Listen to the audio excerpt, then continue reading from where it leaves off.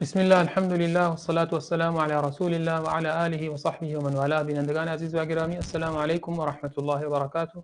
خوشحالم که بار دیگر در خدمت شما بزرگواران هستیم در برنامه دیگر از برنامه‌های دفاع از سنت. امروز هم طبق معمول هر هفته ما در مورد یکی دیگر از بزرگواران حدیث، یکی از بزرگوارانی که در دفاع از سنت پیامبر اکرم صلی الله علیه و سلم تلاش بی‌وقفه و تلاش بسیار زیادی کردند صحبت می‌کنیم. این بزرگوار که امروز می‌خوایم در موردش صحبت بکنیم امام دارقطنی هست. ایشون معروف هستن به امام دارقطنی. اسمشون کنیه‌شون ابوالحسن، اسمشون علی بن عمر بن احمد بن مهدی بن مسعود که اهل بغداد هست و ملقب هست به دارقطنی. ظاهراً دارقطن منطقه‌ای بوده که منطقه‌ای در عراق بوده که از محلات بغداد بوده. ایشون اونجا متولد شده، اهل بغداد هست و بهشون گفته میشه دارقطنی. ایشون سال 360 در شهر بغداد متولد شده و سال 385 در همین شهر وفات کرده. مؤلفات بسیار زیادی دارد، هم در علم حدیث و هم در فقه. مثلا علل الحدیث داره، مؤتلف و مختلف داره و کتب دیگری که انشاءالله برای اینکه بهتر با این امام بزرگوار آشنا بشیم خدمت جناب دکتر خواهیم رفت و این مسائل را از ایشون سوال می‌کنیم. جناب دکتر السلام علیکم و رحمت الله، خیلی خوش اومدین و در خدمت شما هستیم. و علیکم السلام و رحمت الله و برکاته. من هم خدمت شما و تمام بینندگان عزیز و گرامی عرض سلام و ادب دارم. بارک الله فیک. جناب دکتر در مورد تدوین در قرن چهارم صحبت می‌کنیم و امام دارقطنی به صورت خصوص. آیا کارهایی که ایشون کردند چه خدمتی به سنت پیامبر اکرم صلی الله علیه و سلم کرد و اینکه چه تألیفاتی داشتند؟ کتابی که امروز می‌خوایم معرفی بکنیم چه ویژگی‌هایی داره، چه کارهایی برای دفاع از سنت پیامبر اکرم صلی الله علیه و سلم انجام داد؟ صلی الله علیه و سلم. سوال بسیار بجایی است. درسته، همونطوری که فرمودی در مورد امام دارقطنی سخن میگوییم که اسمش علی فرزند عمر بن مهدی، کنیش ابوالحسن است. اهل یعنی محلی از محلات بغداد به اسم دارقطن، به همین خاطر دیگه نسبت داده شده به دارقطنی البغدادی. در اوائل قرن چهارم متولد شده، 360 و در 306 در ابتدایش. بله 306 هجری متولد شده و در 385 وفات یافته که 80 سال رو تمام کرده. آنچنان که علما می‌فرمایند 80 سال کامل الحمدلله پر از خیر و برکت گذرانده، پر از علم و دانش و تألیفات و بالاخره خدمت به سنت رسول خدا صلی الله علیه و سلم. امام خلیلی در موردش می‌فرماید عالم متقن غایة فی الحفظ وفی رضیه العلماء كلهم. ماشاءالله. میگه عالمی است خیلی دقیق و در حفظ دیگه به اوج حفظ رسیده، در بالاترین مرتبه قرار دارد و خیلی آدم باوفایی بوده و تمام علما بدون استثناء ازش راضی هستند. هیچ کسی نبوده مخالفش باشد. سبحان الله. و کتاب‌های بسیار زیادی هم نوشته، از جمله کتابی که امروز در موردش ما می‌خوایم صحبت کنیم کتاب السننش هست. البته سعی می‌کنیم به این کتاب‌های دیگرش هم اشاره‌هایی داشته باشیم. کتاب السنن معروف است به السنن للسنن دارقطنی، سنن دارقطنی یا السنن للدارقطنی. و کتاب العلل الواردة في الاحاديث النبوية. و یعنی این کتاب‌های بسیار قطور و عظیمی هستند، یعنی کتاب‌های بسیار بزرگ با مجلدهای بسیار زیادی. و کتاب المجتبى من السنن المأثورة و کتاب المؤتلف والمختلف و کتاب‌های دیگری و سؤال‌های بسیار زیادی و کتاب الضعفایش و کتاب اخبار عمرو بن عبید و کتاب العللش. اصلا کتاب‌های او همش علل هستند. درسته. یعنی واقعا مهمترین قسمت علم حدیث علم علل است، علت شناسی، آسیب شناسی حدیث. درست. که امام دارقطنی در این زمینه سرآمد است، به حدی سرآمد است که دیگه امام بخاری و مسلم هم را رها نکرده. ماشاءالله. بخاری و مسلم هم پرداخته با دقت خیلی قشنگ و ریزبین. یعنی تو گاهی تو به خطا رفته در بعضی موارد، ولی واقعا خیلی قشنگ بوده. در کتاب التتبعش که در این تتبع آمده اون شرایطی که اونا شرط کردن امام بخاری و مسلم، اومده یکی به یکی دقت کرده به تمام احادیثش گذاشته و یکی یکی مثلا اومده نزدیک به 200 تا مورد به عنوان نقد از بخاری و مسلم گرفته. 200 مورد. این 200 مورد تقریبا 80 موردش در بخاری است، 120 موردش در مسلم است. قسمت بسیار زیادی از این موارد که علما جواب دادند، مثلا شاید موارد بسیار اندکی بوده که واقعا بقیه پذیرفتند که جواب قانع کننده برایش وجود ندارد. مثلا گاهی از افرادی از یعنی یک حدیث را از یک راوی نقل کرده، تنها این حدیث هم هست. در مورد یکی از شترهای رسول خدا صلی الله علیه وسلم که اسمش لحیف بوده یا لخیف، این را از طریق یک نفر آورده که تمام تقریبا علما اون را تضعیف کردند، یا بیشتر علما بگوییم تضعیفش کردند، ولی امام بخاری اینو ازش گرفته. این تنها چیزی بوده که کسی نتونست جواب بده. یعنی برایش جواب قانع کننده پیدا نکردند. نه امام ابن حجر و نه دیگران همه ازش دفاع کردند، ولی این یکی تقریبا بی جواب مونده. تقریبا این یکی مثلا مواردی از این قبیل. پس امام در واقع امام دارقطنی امام بزرگواری بوده در علم حدیث و در علم آسیب شناسی حدیث. این نکته خیلی مهم است که کتاب دیگری دارد بر امام بخاری و مسلم دوباره به اسم الالزامات. یعنی میگه باید این چند حدیث دیگه نه می آوردی که نیاوردی. ولی در واقع همه علما در اینجا حق به امام بخاری و مسلم دادن، گفتن اونا که نگفتن ما هر حدیثی که صحیح باشد می آوریم و هر حدیثی هم که شرط ما رو داشته باشه بیاریم. نه، این شرط هیچ کدوم چنین شرطی نکردند. در نتیجه امام دارقطنی اینها را بر آنها ملزم کرده که وقتی که از این افراد این احادیث را آوردی باید از این احادیث دیگر را می آوردی. ولی این دیگه الزامات کسی ازش نپذیرفته. از تمام علمایی که بعد از خودش اومدن به این یکیش قانع نشدند. امام دارقطنی که این کارو کرده، چون تقریبا کاری که انجام داده در الالزامات حدود 70 حدیث را آورده. گفته این 70 حدیث میبایستی شما می آوردید. به بخاری و مسلم میگوید. بعضی به شرط بخاری میخورد، بعضی به شرط امام مسلم میخورد و از این لحاظ. ولی کاری که مثلا کار بسیار بزرگی که کسی انجام داده امام حاکم بوده دیگه. کتاب المستدرک. ولی اونا گفته که اینها میباید بیاورد. گفته اینا هم بالاخره همون شروط اونا دارد. همین منظورش همین بوده که احادیث بسیار زیادی هم اون بالاخره آورده. اون کار کامل تری کرده در این زمینه که شاگرد امام دارقطنی است.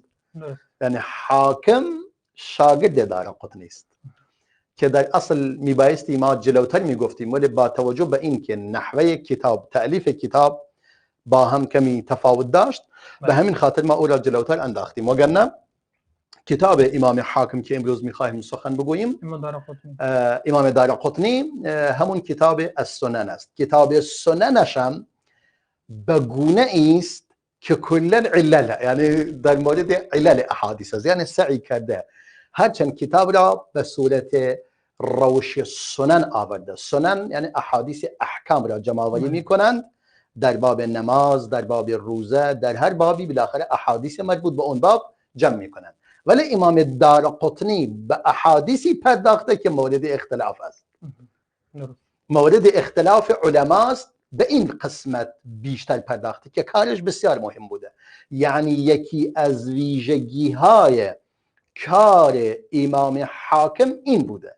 امام دارقطنی، عفوا سبحان الله، امام دارقطنی، ببخشید، امام دارقطنی یکی از ویژگی های تدوین او در این زمینه بوده که چیکار میکرده؟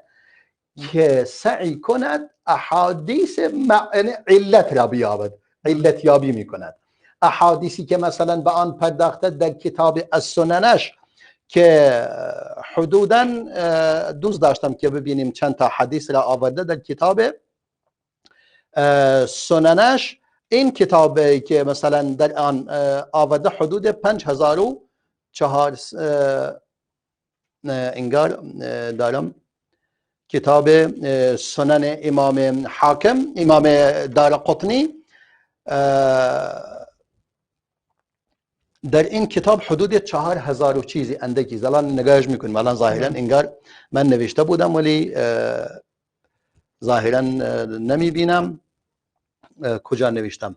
بله آره مشکلی نیست. این یکی که امام دارقطنی در این کتاب حدود 4000 و اندی احادیث را جمع‌آوری کرده و در میان این احادیث سعی کرده احادیثی را جمع کند که مورد اختلاف علما بوده و فقها بوده و در این کتاب چون کتاب آسیب شناسی است سعی کرده تمام احادیثی که آورده بالاخره درسته از یک جهت قوی هستند صحیح و یک جهت ضعیف، چون مواردی می آورد مورد چی باشد؟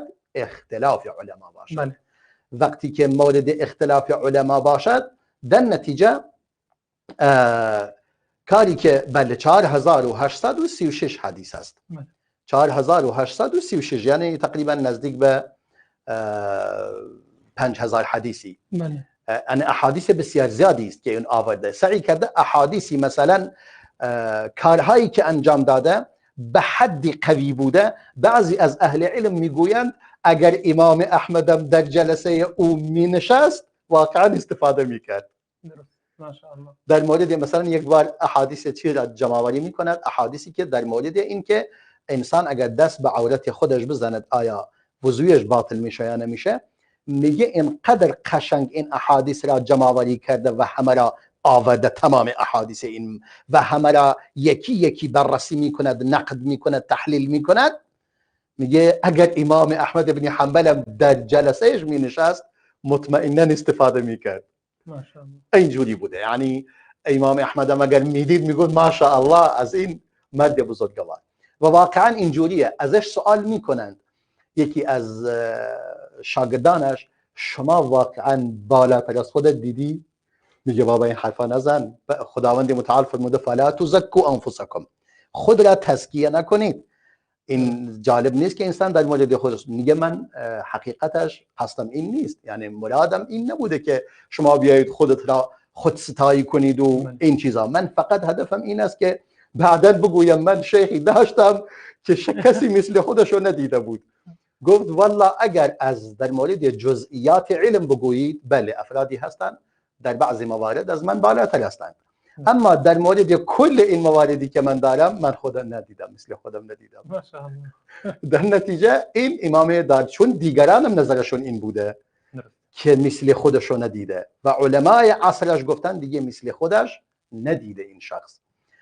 در یک جلسه ای که پیش یکی از مشایخ داره درس میخوند، در عین این که داره به او داره حدیث بیان میکند و همه دارن میشنوند، در عین شنیدن حدیث او دارد مینویسد. یعنی یک چیز دیگری دارد، یک چیز دیگری دارد میخواد اون را بازنویسی کند و بنویسد. بعدا اونا بهش میگن بابا شما چیکار میکنی؟ این که شما اصلا جایز نیست اینجوری، شما دارید مینویسید و بعد درس استادم گوش میکنی، بعدا اعتبار ندارد این سماع شما. میگه من مثل شما نیستم. میگه چگونه؟ میگه من میگم الان از او سوال میکنم، میگم میدونی الان تا الان شیخ چند تا حدیث را گفته؟ گفت والله نمیدونم. گفت 18 تا حدیث گفته.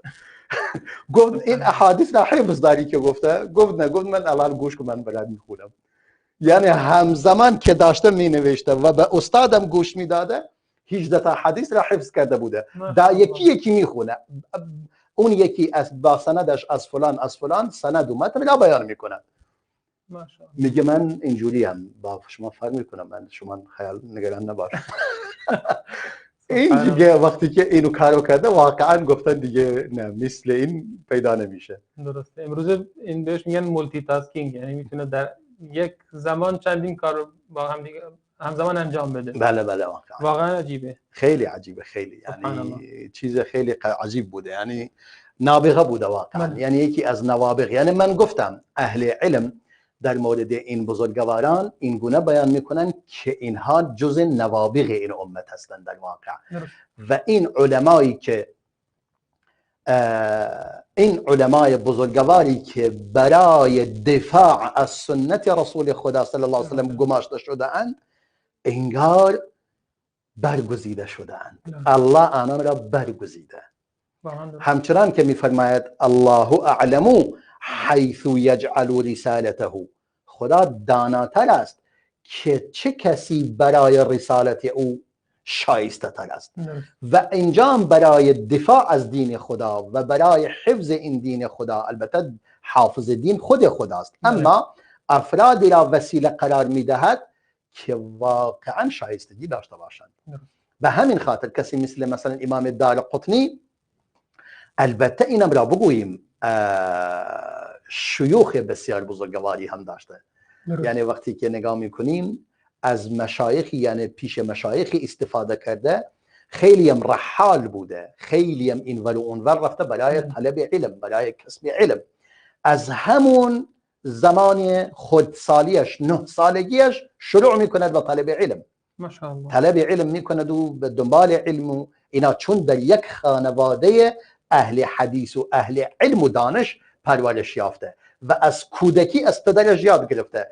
حب حدیث و دنبال آن رفتن در او در واقع ایجاد شده و علاقه بسیار زیادی داشت. میگه گاهی میرفت پیش علما، یکی از مشایخ یک تکنون دستش بود، میرفت اونجا برای کسب حدیث، اجازه نمیدادن، گفتن خیلی کوچک است. اونم جلوی در وای می نشست و گریه میکرد، گریه میکرد تا نهایتا میرفت داخل و بالاخره دیدن که این نه یک انسان عادی نیست، در واقع انسان بسیار ماهر و بسیار نابغه عظیمی بوده. و یکی از اساتید بزرگوار او امام بغوی است که دیگه امام بغوی یکی از خورشید تابان این امت هستند که هم کتاب تفسیرش معروف است، تفسیر امام بغوی، هم در مورد معرفه صحابه یک شخص بسیار معروف و بزرگواری است. یا مثلا امام ضبی یکی دیگر از علمای بزرگ و مشایخ این امام بزرگوار هستند. امام ضبی البغدادی المحاملی، مصنف کتاب السنن، اون هم مصنف کتاب السنن و یعنی میگن حدود 70 نفر از یاران سفیان بن عیینه در جلسه امام محاملی می نشستند، هم در شاگردان او بودند. این فرد اینقدر بزرگواری بوده. یا امام مثلا محمد بن مخلد بن حفص ابو عبدالله دوری که اهل بغداد بوده، العطار الخصیب، اینم یکی از اساتید بزرگوارش بوده. امام مقری و محدث نحوی شیخ المقرئین ابو بکر احمد بن موسی بن عباس بن مجاهد البغدادی، مصنف کتاب السبعه مثلا. یعنی اینها از اساتید بزرگ این امام بزرگوار بودند. اساتیدش خیلی مشهور و عظیم بودند در واقع. و امام لغوی و لغتدان و اهل فنون ابو بکر محمد بن قاسم بن بشار بن انباری المقری النحوی، الامام ابن الانباری معروف است، یکی از علمای معروف این امت است. و همچنین امام شیخ الاسلام ابو بکر عبدالله بن محمد بن زیاد بن واصل بن میمون النیسابوری، این هم یکی از اون اساتید بزرگوار ایشون بوده. البته بیشتر این اساتیدش یکی از نکات که وجود دارد کسانی هستند که معمولا شافعی هستند و امام بغوی، امام دارقطنی هم خودش تقریبا وقتی که نگاه میکنید بر مسلک و منهج امام شافعی است. و از شاگردان امام مزنی هم بوده که شاگرد صاحب امام شافعی بوده. امام برقانی من که از اونا بوده و یکی دیگر از اون مشایخ بسیار بزرگ او امام شیخ الاسلام ابو سعید حسن بن احمد بن یزید الاصطخری.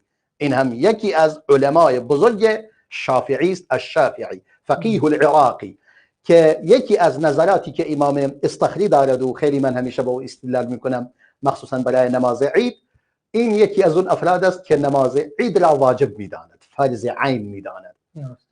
یعنی به نظر او از نماز جمعه مهمتر از نماز عید و این ابو سعید اصطخری تا یعنی تو ذهن بماند یکی از اون افراد بوده و یکی از اساتید امام دارقطنی بوده. استخر هم توی الان تو استان خوزستان هست. بله بله. اون محل قدیم استخر الان توی استان خوزستانه. درست. خوزستان دیگه منطقه عرب نشینه بله. ایران است الان.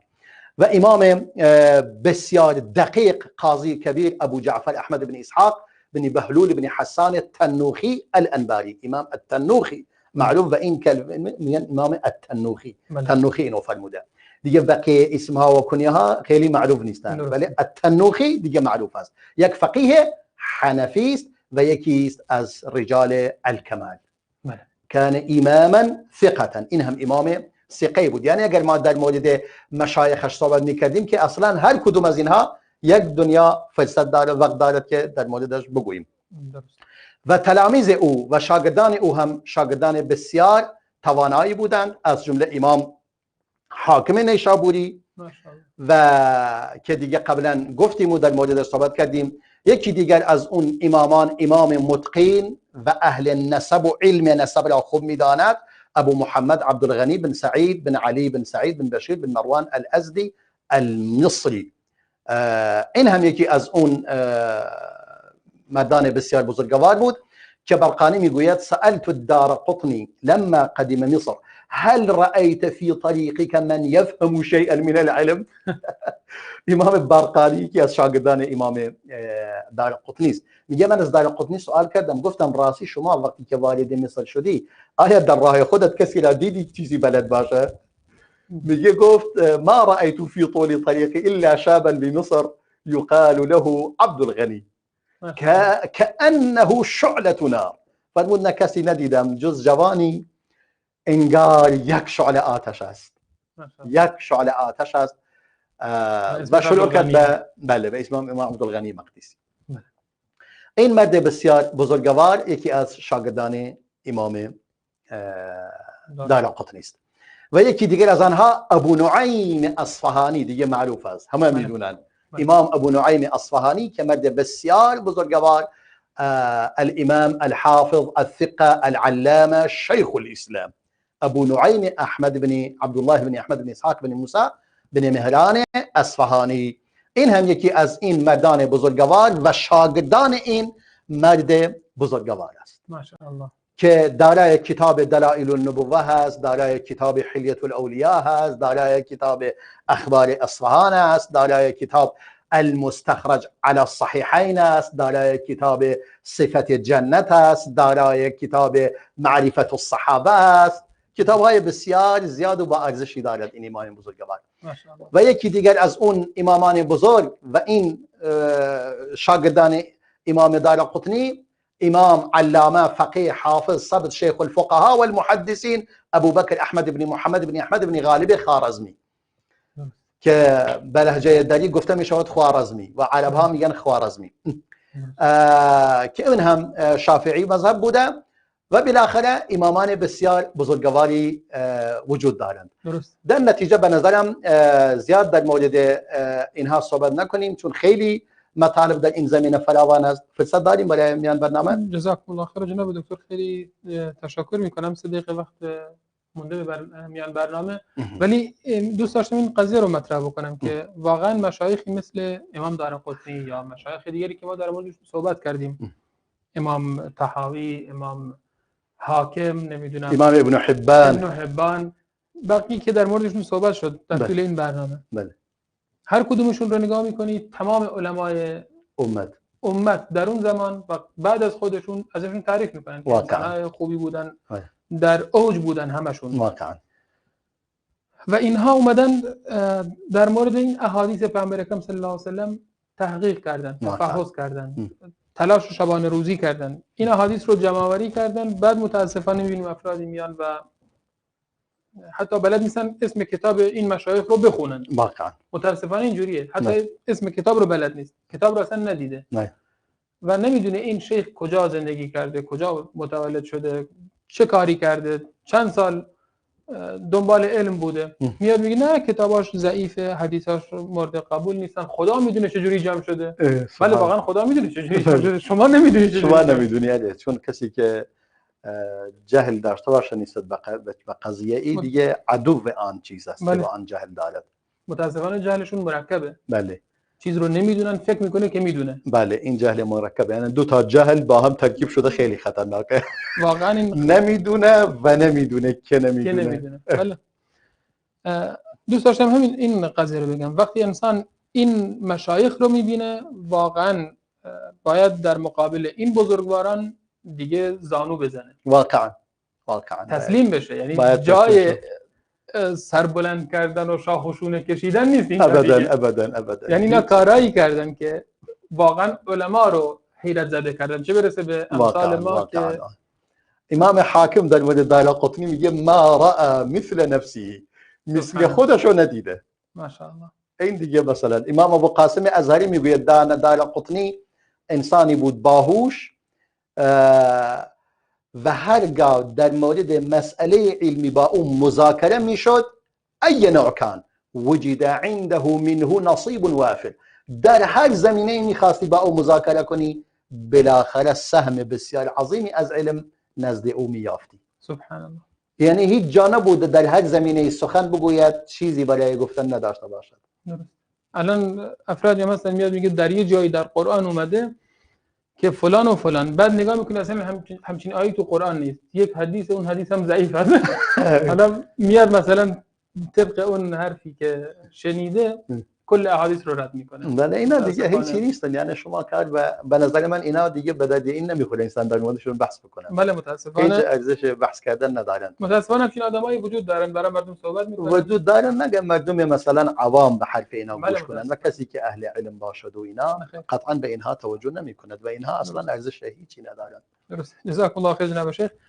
بینندگان عزیز، یک میان برنامه کوتاه میبینیم و دوباره خدمتتون برمیگردیم و ما باقی مباحث رو خدمت جناب دکتر خواهیم بود. با ما باشید. اغفر ذنوبي يا غفور، اغفر ذنوبي يا غفور، اغفر ذنوبي يا غفور. از شوق و ذوق آیه ها دیشب نشستم گوشه ای، اشکم چکید برگونم، یا رب ندارم توشه ای. با گریه های نیمه شب، با کوله باری از گناه، آمد به سویت بنده ات با ذکر و یاد و اشک و آه. اغفر ذنوبی یا غفور، اغفر ذنوبی یا غفور، اغفر ذنوبی یا غفور، اغفر ذنوبی یا غفور. شرمنده ام یا رب ببخش، قلب و دلم تیره شده، بر باب رحمت ای خدا چشمان من خیره شده. در دام شیطان و هواس افتادم و غافل شدم، در اوج عصیان و گناه از یاد تو غافل شدم. اغفر ذنوبی يا غفور اغفر ذنوبي يا غفور اغفر ذنوبي يا غفور اغفر ذنوبي يا غفور. غرق گناه بودم ولی امشب به سویت آمدم. اغفر ذنوبی یا غفور با آیه هایت آمدم. گفتم که من تنها شدم، گفتی که من هستم غریب. از رحمتت بر من ببخش ای آشنای هر غریب. گفتم که من تنها شدم، گفتی که من هستم غریب. از رحمتت بر من ببخش ای آشنای هر غریب. با توبه هایم آمدم چشم انتظار رحمتت. این بنده عاصی خود یا رب مران از درگهت. با توبه هایم آمدم چشم انتظار رحمتت. این بنده عاصی خود یا رب مران از درگهت.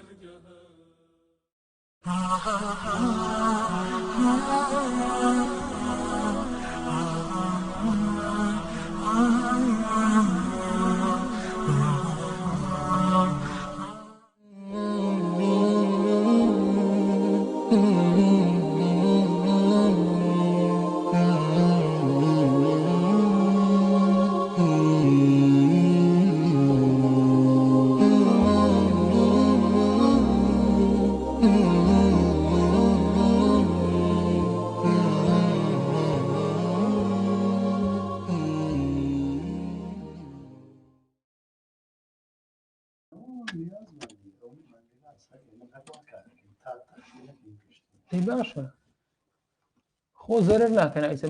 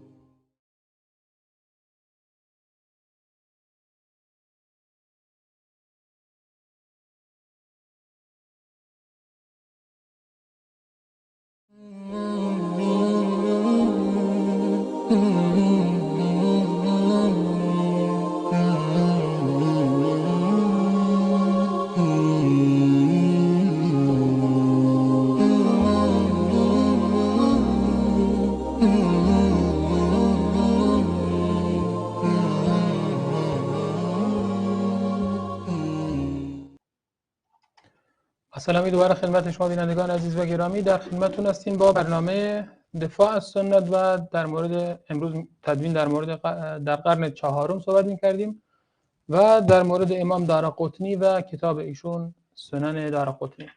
جناب دکتر در مورد این سنن چه مطالب بارزی وجود داره؟ ایشون کارشون در این سنن چی بوده؟ چیکار کردن؟ چند حدیث داره؟ آیا حدیث ضعیف داره؟ سنن دارقطنی نداره؟ در این مورد برامون صحبت بکنید. این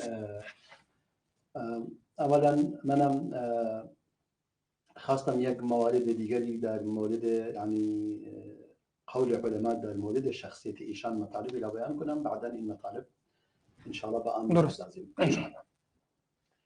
امام همچنان که گفتیم خواستم این نکته را بیان کنم که قاضی ابو طیب طاهر بن عبدالله الطبری که یکی دیگر از شاگردان است میگه امام دارقطنی امیر المؤمنین بود در حدیث و من هیچ حافظی را ندیدم وارد بغداد شده الا کنار او رد شده و به او تسلیم او شده از اینکه او واقعا مرد توانا و عالمی است. بله، در نتیجه این مطلب به صورت وضوح روشن می کند که امام دارقطنی در چه جایگاهی بوده. امام عبدالغنی بن سعید مصری می فرماید بهترین مردمی که احسن الناس کلاما علی حدیث رسول الله، بهترین کسانی که یعنی بهترین سخن میگویند در مورد حدیث رسول خدا صلی الله علیه و سلم 3 نفر هستند: علی ابن مدینی در زمان خودش و موسی ابن هارون در وقت خودش و علی ابن عمر دارقطنی در وقت خودش. و امام همچنین میگوید عبدالغنی میفرماید دارقطنی استاد من است و من از استادم شنیدم که فقال له البرقاني في ذلك فقال هو هل تعلمنا هذين الحرفين من العلم الا من ابي الحسن الدارقطني. و میفرماید آیا یعنی امام برقانی که یکی از شاگردان ایشون بوده، آیا ما این 2 حرف را از علم یاد گرفته ایم جز از دارقطنی نباشد؟ به هر صورت به صورت مختصر این مطلب را تمام کنیم. الان در مورد پاسخ سوال شما که خیلی بجاست، مطالب خیلی زیاده، یعنی در مورد فضائل او و بزرگواری او و قول علما در مورد او به حدی فراوان است که در این مدت یعنی کوتاه به هیچ وجه نمی گنجد که ما بتوانیم به این راحتی این مطالب را بیان کنیم، یعنی وقت زیادی میخواهد، ولی ما فقط میخواهیم اشاره ای بکنیم. امام دارقطنی کتابی که نوشته به اسم السنن، همچنان که قبلا بیان کردم به صورت کتاب‌های دیگر سنن نوشته شده، یعنی در ظاهر که نگاه میکنید مثل کتاب‌های مثلا سنن ابو داود، سنن ترمذی، سنن نسائی، سنن ابن ماجه، بس صورت ابواب فقهی را در نظر آورده و با توجه به ابواب فقهی کتاب را تنظیم نموده و در این کتاب همچنان که گفتم سعی کرده به مسائلی از مسائل فقهی میپردازد که احادیث اون باب را به صورت کامل بیاورد. یعنی در هر زمینه‌ای که مورد اختلاف مثلا مسلمانان هست، در اون مسئله که مورد اختلاف هست احادیث را جمع می کند و قول علما در اون زمینه که وجود دارد، مثلا کسانی اون احادیث را گرفتن، کسانی به این حدیث عمل کردند، همه را می آورد و یکی از کارش این است یکی بیان می کند علت این حدیث چیه، این حدیث چه علتی دارد، چه اشکالی در این هست، کدوم اشکال در کدوم یکی اشکال نداره و اون یکی که صحیح است میگه صحیح است. در نتیجه کتاب سننش اصلا این هم یک کتاب علل دیگری است، فقط فرقش در این است که به صورت فقهی آورده و کسی که میگوید اگر کسی میخواهد تا بداند اندازه علم و دانش امام دارقطنی در فقه، کافی است این کتاب را بخواند، چون به حدی با دقیق این مطالب را آورده و مسائل احکام فقهی را از آن استخراج و استنباط نموده که هر انسانی که این کتاب را بخواند به جایگاه علمی او در فقه پی میبرد. یعنی نه تنها اینکه یک دانش یک عالمی بوده در حدیث و علت شناسی، بلکه بیشتر از آنم در واقع در فقه هم یک عالم بسیار بزرگواری بوده. یعنی این مسائل است که بیان می شود. یعنی مثلا گفتیم در مورد احادیثی که در مورد مثلا من به عنوان مثال این قسمت از احادیث را حدود 35 حدیث را با طرق مختلفی که در مورد این که انسان به عورت خود دست بزند آیا وضویش باطل میشه یا نمیشه، چون در اینجا جمهور علما میگوین بله، میگن باطل میشه. بعضی از اهل علم مثلا امام ابو حنیفه و دیگران میگوین نه، باطل نمیشه. در اینجا او آمده احادیث را جمع آوری کرده و یکی یکی آسیب این احادیث را بیان کرده. در نتیجه این که شما گفتی آیا در این کتاب احادیث ضعیف وجود داره؟ بله دارد، چون اصلا خودش آمده احادیث ضعیف را جمع آوری کرده.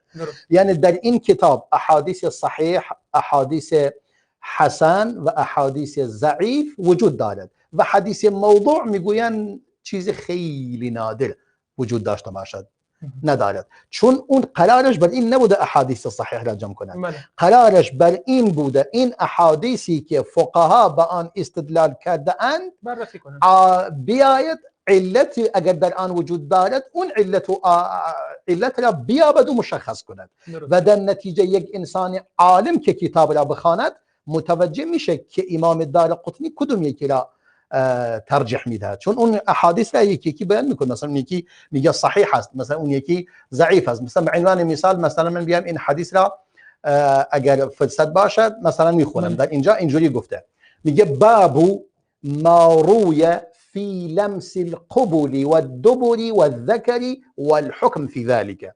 میگه باب در اینجا یعنی بابی را آورده در مورد احادیثی که روایت شده در مورد لمس عورت انسان از جلو و لمس عورت خودش از پشت و لمس عورت مرد و حکم آن چیست. مثلا اولین چیزی را که میآورد حدیثی را با سند خودش نقل میکند از بصره بنت صفوان. بصره دختر صفوان و كانت قد صحیبت النبیه. مثلا این نکات را بیان میکند که این کسی بوده که صحابه رسول خدا بوده صلی الله علیه وسلم. ان النبي صلى الله عليه وسلم قال اذا مس احدكم ذكره فلا يصلين حتى يتوضأ. میگه اگر کسی از شما دست به شرمگاه خودش زد نماز نخونه تا وضو میگیرد، یعنی وضوش باطل میشود. بعدا میفرماید فانکر ذلك عروه. میگه عروه میگه مگر میشه چنین چیزی؟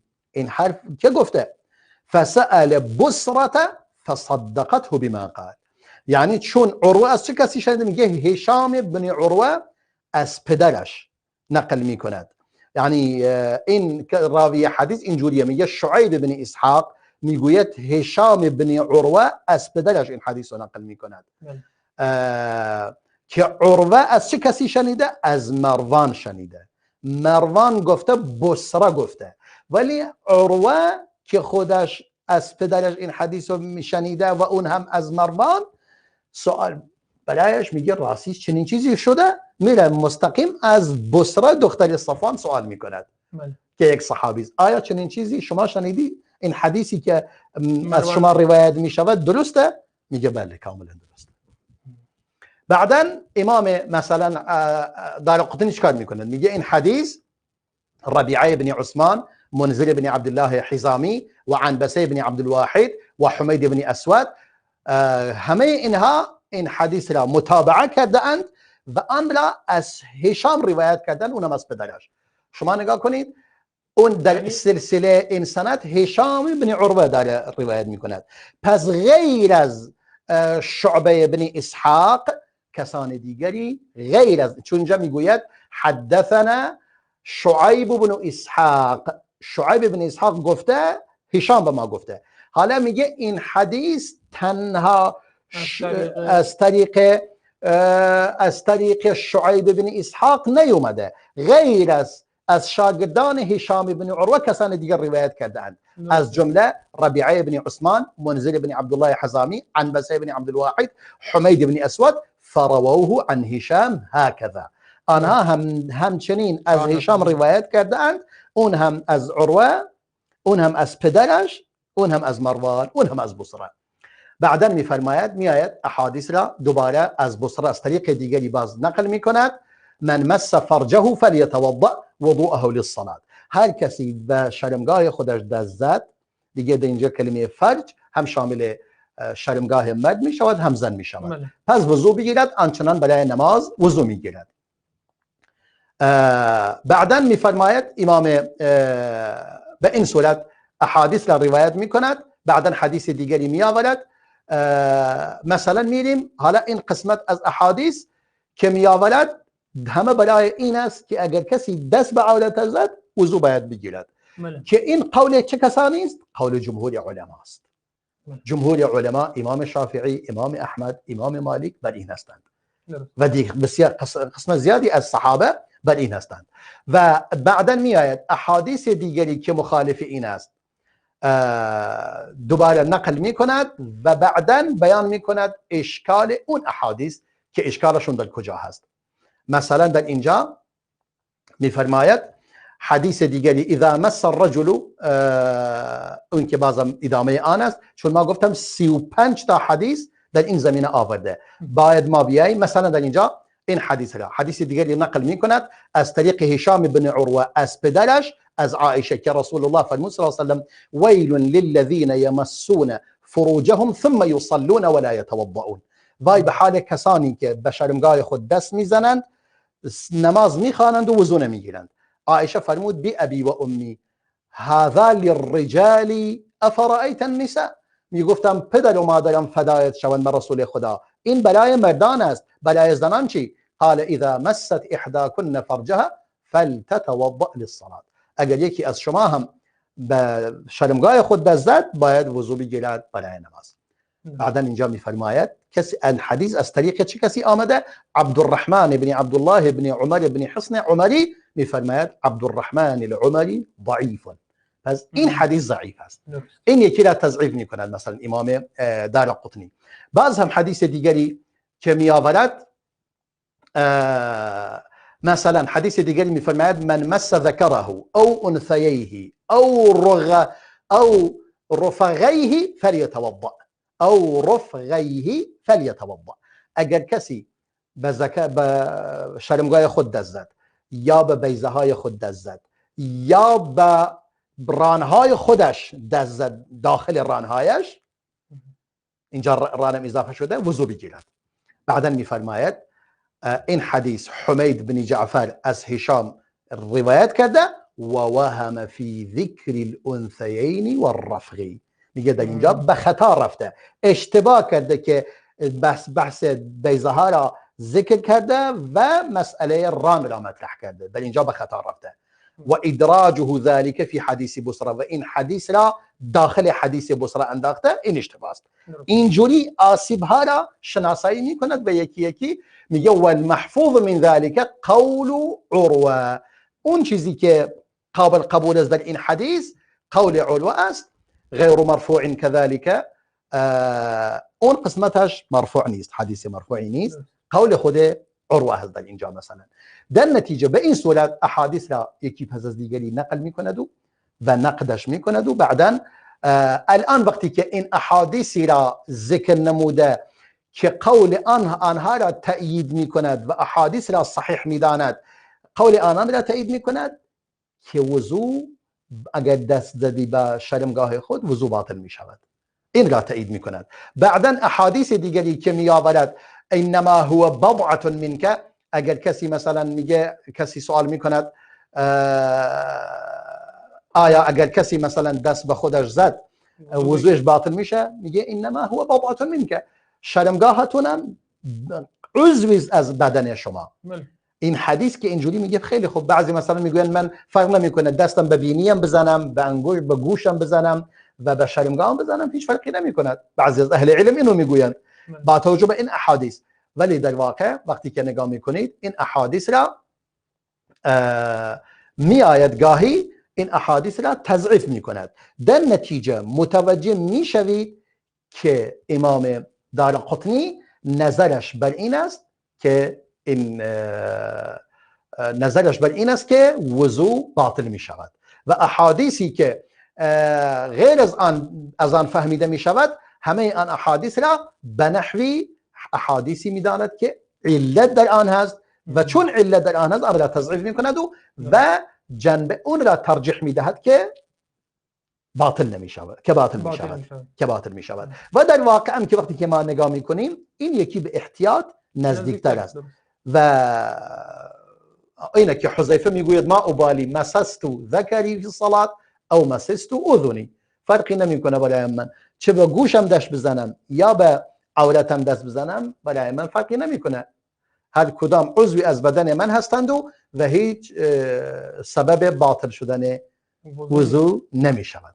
اما در اینجا که این فرموده در نماز ممکن است مثلا روی لباس این کار رو انجام بدهد. معمولا کسی که در نماز میخوند عادتش رو پوشانیده، مشخص روی لباس این کار رو میکند و اگر روی لباس باشد هیچ مشکلی ندارد که وضو باطل نمی شود. بله. با این صورت این مسائل خواستم که به عنوان نمونه ذکر کنم، وگرنه این کمی مسائل علمی است برای هر کس، یعنی قابل، یعنی جالب نیست این مطالب.